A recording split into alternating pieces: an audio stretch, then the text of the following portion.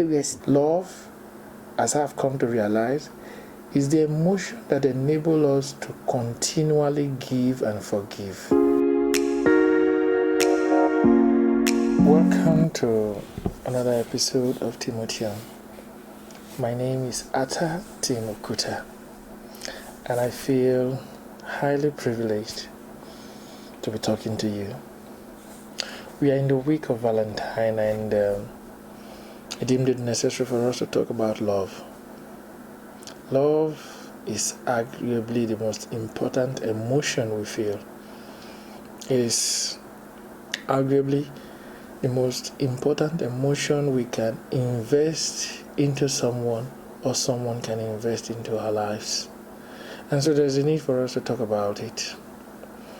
In my research, I came to realize that different cultures and religion influence our definition or understanding of love. For example, the Bible.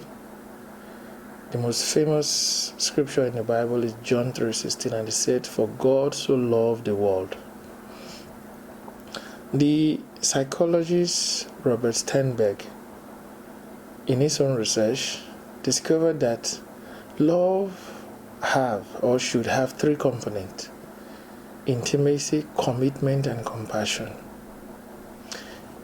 In my own understanding, I come to see love as the emotion that enables us to continually give and forgive. I believe that every and any time we love, if we love someone, we want to give that person continually, and we want to forgive that person whenever they offend us. And if we say we love someone and we cannot give them and forgive them, then our love is questionable. So, one of the purest expressions of love that I've found is the love between a mother and a child. And I discovered that one extreme case is the love that the female octopus, has for its offspring. The female octopus, when it is ready to give birth, it looks for a very safe location and stays there and nurtures her egg until it is time for them to be delivered into the world. At that time, she has exhausted all her energy and she dies. That is more or less the ultimate expression of love. And so, if we claim we love someone and we are not giving and forgiving them, then our love is questionable. So in this season of love, whereby a lot of people's heart will be made or broken, there is the need for us to ask ourselves if we really love that person that we think we love. Because what I've come to realize that even if you love someone, love is not enough. In getting married, for example, there are a lot of things that you need to consider before saying, yes, I love this person, and before taking the next step of love. So, for example, if you love someone and that person has an addiction to alcohol or an addiction to hard drugs, if you decide that, okay, you want to take this love to the next step, you might be setting up yourself for a very difficult and a heartbroken life.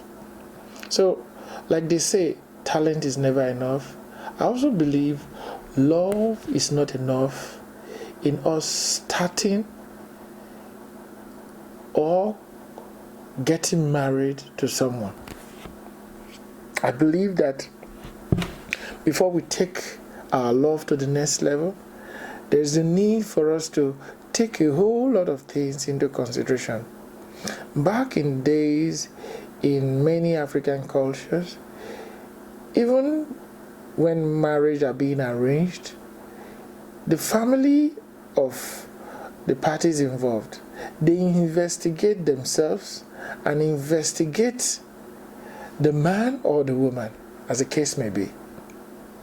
In this time and age, you can meet someone and fall in love with that person and decide to take it to the next level. But if you don't do your due diligence, you might regret it for the rest of your life. A lot of people have said that,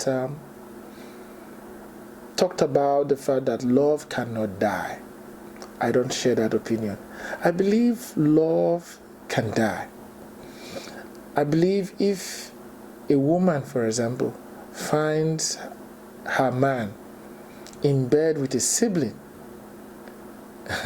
I believe that love would die at that point in time. And the same is the case for the man. If he finds his lover in bed with a close relative, that love would die. Even with a friend, that love would die. So love can die. I also do not believe in the concept of unconditional love. A lot of people have talked about it, a lot of even religion have talked about unconditional love, but I believe we love for a reason. And by that, I also believe that we love under certain set of conditions. Anyone you love, or anything you love, or any ideology you love, there is something about that person, there is something about that thing, there is something about that ideology that makes you to fall in love. We don't fall in love out of nothingness. Our love is based on, even the love between a mother and a child, it is based on biology. It is based on the fact that this is my child. This child came out from me. So, in this season of love, I want us to be careful. If you are falling in love or you are falling out of love, I want you to know that love is a beautiful thing. I want you to know that one of the most basic need of humanity is to love and be loved. And if you find someone and you've fallen in love with that person, I'm saying in this episode that there's a need for you to investigate that love. I had a roommate years ago who broke up with his girlfriend who is also a fiancé, and he started a new relationship with another girl. He said there was a day himself and the new girl, they were held up in a traffic jam, and there were food vendors around, and they bought 2 sausage rolls and they bought 2 soft drinks. He said while they were driving, this new girlfriend started eating the first sausage roll and drank the first drink. After about 30 minutes to 45 minutes, while they were still in the hold-up, she started eating the second sausage roll and drank the second drink. And then he realized that his former girlfriend would never do a thing like this. What she would do is that as he was driving, he would first start feeding him as he was driving. And after he has eaten and he has drank his own drink, that is when she would start eating and drinking her own drink. And immediately he knew that this new girlfriend probably does not love him. And after a few weeks after that incident, the relationship ended. What I'm saying is this: love is the most valuable emotion you can invest into the life of anyone. And in this season whereby people are proposing, people are making claims, people are saying, I love you, you want to be careful about the person that you are accepting their love. You want to be careful about the person you are investing your love into their lives, because that decision can make or mar your life forever.